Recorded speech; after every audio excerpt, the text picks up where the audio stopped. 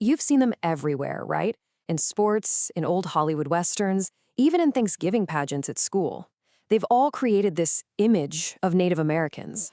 But how much of that is actually true? And how much is just a myth? Well, today, we're going to peel back those layers and get to the real story. This quote from Vernon Belcourt, a leader in the American Indian movement, just cuts right through all the noise. You can feel the frustration, can't you? This deep exhaustion with seeing sacred culture turned into a costume, into cheap mascot for a football game. And that really gets to the heart of what we're talking about today. When teams and their fans say they're honoring Native Americans, are they really? Or is that claim of honor just another myth that's hiding something much more complicated and honestly, a lot more painful? To really understand what's going on now, we have to go back, way back. And there's probably no bigger, more widespread myth than the one we all learned as kids, the story of the first Thanksgiving. You know the picture I'm talking about. Pilgrims in their black hats, Wampanoag people in their buckskin, all sitting around a big table sharing a meal.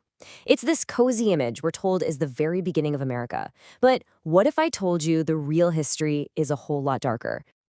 Okay, let's break down what actually happened. First off, just before the Pilgrims even showed up, a massive plague wiped out up to 90% of the Wampanoag.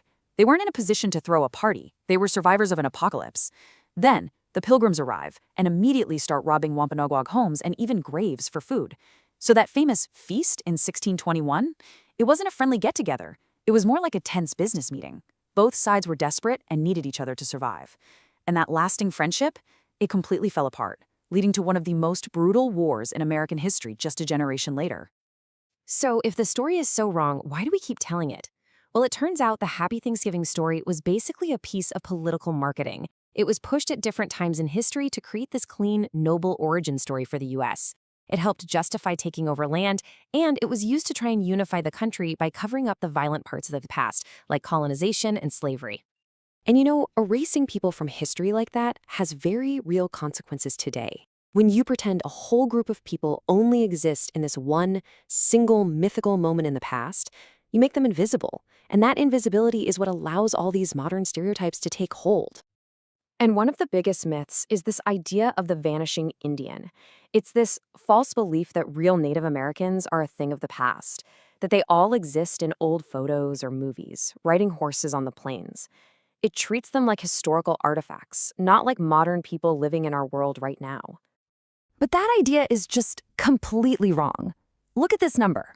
There are about 6 million Native people living in the United States today. They haven't vanished, they're here. They are part of vibrant modern communities. The problem isn't that they're gone, it's that so many people just don't see them.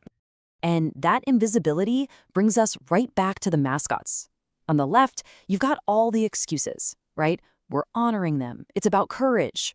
But on the right, you see what study after study actually shows. These caricatures are actively harmful. They lower the self-esteem of Native kids, they increase rates of depression, and they make it harder for everyone else to even recognize that anti-Native racism is a real, ongoing problem. So the honor is the myth. The harm is the reality. And that harm isn't just a statistic in a study. It is deeply, deeply personal. When activist Susan Shona Harjo says this, she's talking about the Washington team's old name. She spent years fighting it because for her and so many others, that wasn't a word of honor. It was a slur that people shouted at them while they were being attacked. Now, the myths aren't all stuck in the past. Some of the most common stereotypes you hear today are all about money, and they often pull in two completely different directions at the same time. And here's the crazy contradiction. On the one hand, people will talk about the rich casino Indian, but in the very next breath, they'll talk about Native people living off government handouts. I mean, which is it? The truth is, both of these ideas are totally false, and they're used to dismiss the very real economic issues many Native communities are up against. So let's just bust this casino myth wide open. First, the vast majority of tribes don't own a casino at all, and for the ones that do, there are strict federal laws about where that money can go. It's not for personal yachts, it's for things like healthcare, schools, and infrastructure. This whole idea of every Native person getting rich is a fantasy that comes more from TV than from reality. And what about those supposed handouts? Well, let's look at the Indian Health Service. This funding isn't a gift. It's part of treaty obligations. deals the U.S. government made in exchange for millions of acres of land.